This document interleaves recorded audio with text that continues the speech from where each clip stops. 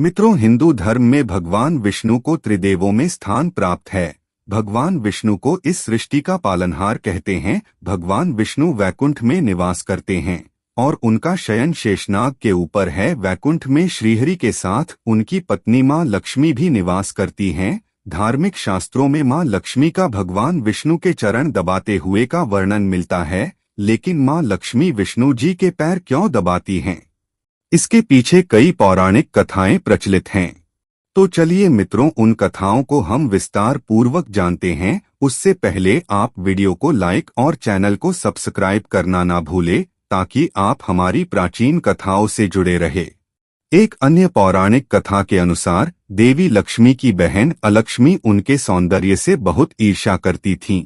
अलक्ष्मी की कोई पूजा नहीं करता था, जिस कारण जहां लक्ष्मी जाती अलक्ष्मी भी वहीं पहुंच जाती थीं। इसी कारण मां लक्ष्मी ने उन्हें क्रोध के चलते यह श्राप दिया था कि जहां भी ईर्ष्या, लालच, आलस्य और गंदगी होगी, वहीं पर तुम्हारा वास होगा। यही कारण है कि मां लक्ष्मी हमेशा विष्णु जी के चरणों में बैठकर उनके चरण साफ करती रहती हैं, ताकि वहां अलक्ष्मी का वास न हो सके। दूसरी पौराणिक कथा के अनुसार एक बार नारद जी ने मां लक्ष्मी से पूछा कि आप श्रीहरि के पैर क्यों दबाती रहती हैं। तब मां लक्ष्मी ने बताया कि चाहे मनुष्य हो या फिर देवता, ग्रहों के प्रभाव से कोई नहीं बच पाया है। महिलाओं के हाथ में देवगुरु निवास करते हैं, जबकि पुरुष के पैरों में दैत्यगुरु शुक्राचार्य निवास करते हैं। इसलिए जब भी एक स्त्री पुरुष के चरण स्पर्श करती है तो देव व दानव का मिलन होता है और इससे धन लाभ होता है। इस कारण मां लक्ष्मी श्रीहरि के चरण दबाती रहती हैं। सौभाग्य और दुर्भाग्य एक साथ चलते हैं। ऐसे में दुर्भाग्य बहुत बार आपकी जीवन में आने का मौका ढूंढता रहता है। इसी तरह अलक्ष्मी भी घर के बाहर बैठकर लक्ष्मी के जाने की प्रतीक्षा करती है। जहां पर गंदगी, लालच और ईर्ष्या होती है, वहां पर क्लेश का वातावरण बन जाता है।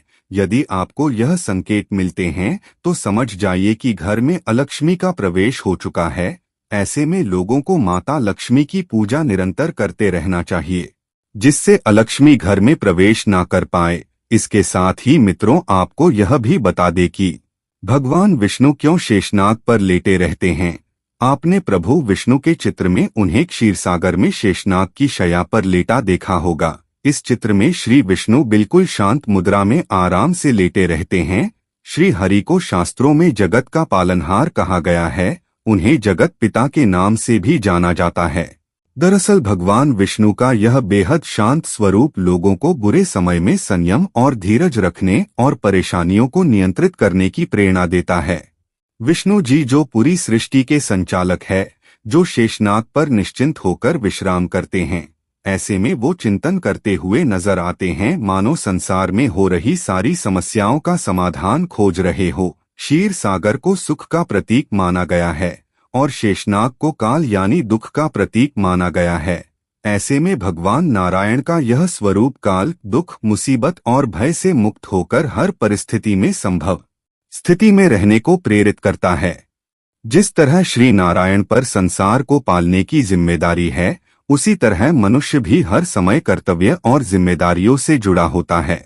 इनमें पारिवारिक, सामाजिक तथा आर्थिक तीनों ही कार्य होते हैं।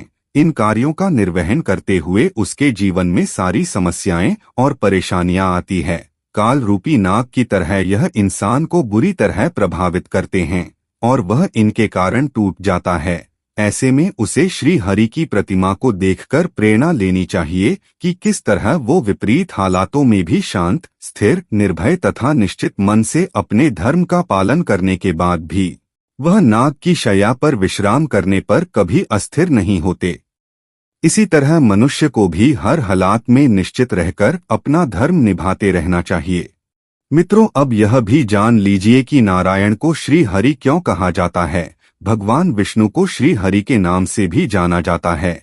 श्रीहरि का अर्थ होता है हरने वाला। जब जब पृथ्वी पर संकट आता है या मनुष्य किसी बड़ी परेशानी में पड़ते हैं, तो भगवान विष्णु उनकी सभी परेशानियां और दुख हर लेते हैं। इसलिए उनके भक्त उन्हें प्यार से श्री हरि कहकर बुलाते हैं। मित्रों, माता लक्ष्मी का भगवान विष्णु के चरण दबाना केवल एक धार्मिक कथा नहीं है, बल्कि यह जीवन के लिए एक गहरा संदेश है। यह हमें सिखाता है कि प्रेम, सेवा, समर्पण और त्याग के बिना किसी भी रिश्ते में संतुलन और सफलता संभव नहीं है। यह कार्य यह भी दर्शाता है कि भौतिक समृद्धि और आध्यात्मिकता का सही उपयोग तभी संभव है जब हम अपने कर्तव्यों को समझें और उन्हें पूरे समर्पण के साथ निभाएं। प्यारे मित्रों, अगर आपको हमारी यह कथा अच्छी लगे तो हमें कमेंट करके जरूर बताएं। साथ ही वीडियो को लाइक, चैनल को सब्सक्राइब और वीडियो को अपने मित्रों में शेयर करना ना भूलें।